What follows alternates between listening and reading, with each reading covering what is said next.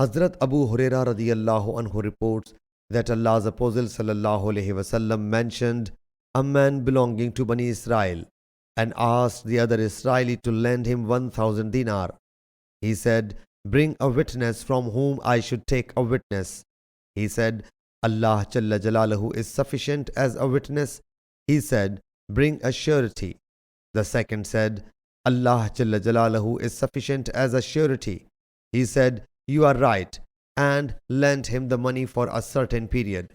He embarked on a sea journey and met his needs. Then he searched for a conveyance boat so as to reach in time to discharge his debt, but could not find any boat.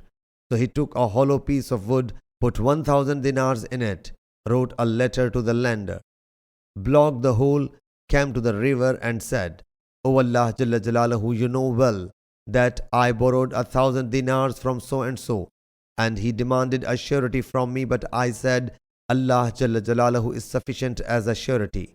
So he agreed you are being a surety. Then when he demanded a witness, I said, Allah Jalla Jalaluhu is sufficient as a witness. So he agreed you are being a witness. I tried to find a boat so as to pay his money, but could not find it. I entrusted his money to you. Then he put that wood into the sea, and it floated away. Then he returned and kept on searching for a conveyance in order to reach his city. One day the lender came out with his thought that perhaps some ship had arrived with his goods, and he found the wood carrying the money. He took it so that his wife might use it as fuel. When he split it, he found the money and the letter inside.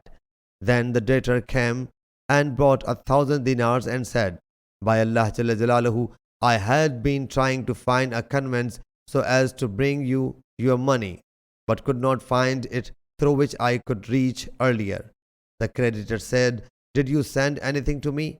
He said, "I am telling you that I did not find any conveyance before the one I have come by." The creditor said, "Allah Jalla Jalaluhu has delivered me whatever you had sent inside the wood."